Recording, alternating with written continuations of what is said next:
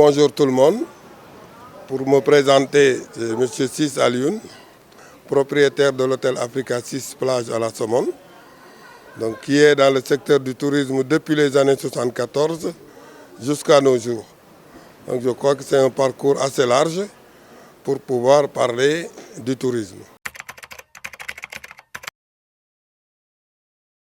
C'est les féliciter, le gouvernement du président Diomaye Diakhar Faye et de son premier ministre, M. Ousmane Sonko. C'est de les féliciter de leur courage et de leur détermination pour en arriver là. Maintenant, pour ce qui est du ministère du Tourisme, notre tutelle, nous koy dalal jàmm, di ko féliciter encore de son nouveau poste, qu'on a toujours eu comme dans tous les ministères qui se sont passés ou tous les régimes qui se sont passés, un ministre du Tourisme, et que ces nouvelles fonctions soient des meilleures pour tous les Sénégalais. Parce que vu la transversalité du tourisme, je crois qu'il a beaucoup de boulot devant lui. Mais ce qu'on peut dire là-dessus, comme tout le monde, une fois qu'il s'ouvre pour discuter avec les acteurs qui ont hypothéqué leur patrimoine dans le secteur du tourisme, je crois que ce sera bénéfice pour lui et pour tout le Sénégal.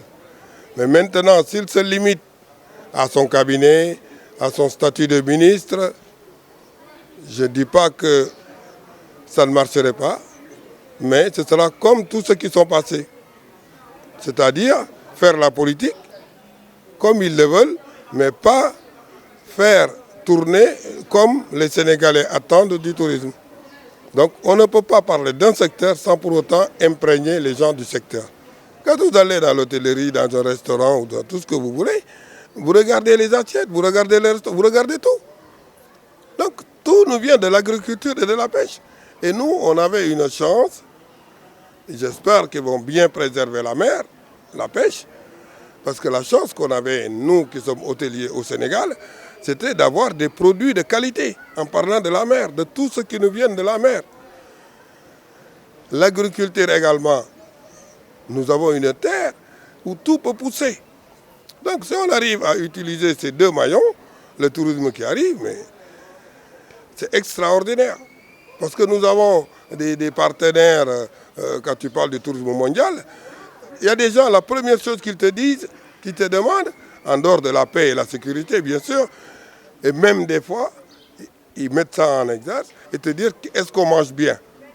Donc ça, c'est la première question, en général, quand tu voyages, dès que tu parles du Sénégal, les gens, certaines personnes qui ne connaissent pas, c'est la question qu'ils te posent. Donc vraiment, on attend de notre ministre du tutelle qui travaille en synergie avec ces deux ministères que je viens de citer, avec tout le monde. Mais ces deux-là, ils sont vraiment au cœur de notre secteur.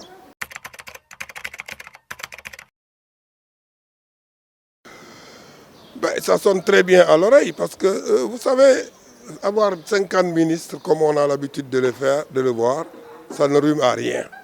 Les gens ils ne savent même pas leurs frontières la plupart du temps. Donc regrouper les ministères, ce n'est que vraiment du bien pour tout le monde. D'abord, ça rationalise les frais. Et de notre côté, si le ministère s'ouvre vraiment avec comme je l'ai dit tantôt pour le tourisme, que ce soit pour l'artisanat, mais les acteurs qui sont dans le secteur, ils sont obligés de les imprégner dans certaines discussions. Et ce sont des gens généralement qui ont hypothéqué leur patrimoine, et ces personnes-là ne demandent pas d'être payées la plupart du temps. Ils demandent tout simplement à assister et à participer dans le développement de leur pays et qu'ils apportent leur savoir-faire.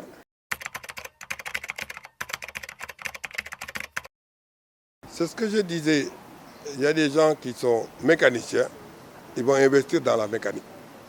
Nous, on est acteurs du tourisme, on va investir dans le tourisme parce que d'abord, on y croit et c'est un métier, il faut l'aimer. Donc, la personne qui investit dans le secteur, il aime le secteur. Donc, il n'y a pas que l'argent de la finalité. Donc, il faut qu'il d'abord, il aime le métier.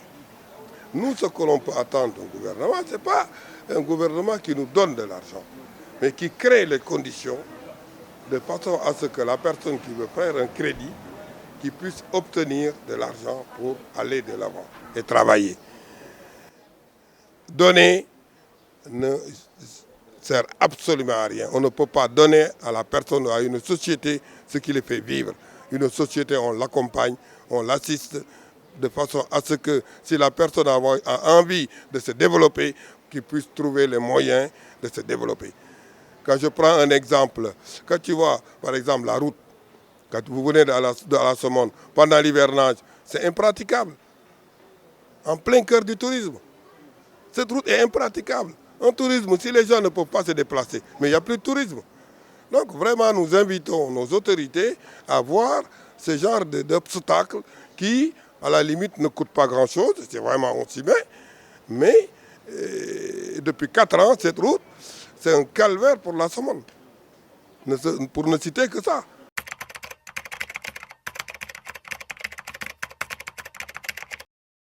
Non, moi je ne suis pas de cet avis-là. Moi je dis que à un certain niveau de la vie, parce que le ministre, je ne le connais pas, mais je sais qu'il est intelligent, il a des bagages pour pouvoir diriger. Ben, ce que l'on veut, on ne veut pas un technicien qui soit... Il ne peut pas être technique sur tout le tourisme. La transversalité du tourisme, il n'y a pas une personne au monde qui peut se dire « je connais tout ». Ce n'est pas possible. Donc nous, ce qu'on attend de lui, c'est qu'il puisse recueillir les idées des uns et des autres et d'être le leadership, de pouvoir coordonner toutes ces actions et de prendre une bonne décision. Mais ce n'est pas, tu vas prendre un hôtelier, il va te parler de l'hôtellerie. Et le tourisme est loin de ça. Tu prends un transporteur qui est dans le tourisme, il va te parler du transport qu'il connaît. Mais et les autres secteurs, il ne peut pas être bon partout. Mais s'il écoute, s'il a une oreille attentive, hein, en tant que management, nous on a besoin de management, d'un bon management. C'est comme dans nos métiers. Moi je suis le propriétaire de l'hôtel, mais je ne suis pas le chef de cuisine, je ne suis pas le chef de bar, je ne suis pas le chef de la restauration et de la maintenance, ainsi de suite, ainsi de suite. Donc il faut pouvoir recueillir les idées de ces responsables qui font tourner la machine pour pouvoir continuer. Une fois recueilli toutes leurs idées et tout ce qu'ils veulent pour faire avancer la maison, mais toi, en tant que chef d'entreprise, tu poses tes jalons et tu y vas tout doucement. C'est tout ce que l'on a besoin de lui. On n'a pas besoin de technocrates qui connaissent tout et ce n'est pas possible. Et en général, ceux qui pensent connaître tout, c'est ceux qui s'enferment dans leur bureau et qui prennent des décisions à l'encontre des acteurs. Et c'est jamais bon. Et ça ne sera toujours pas bon.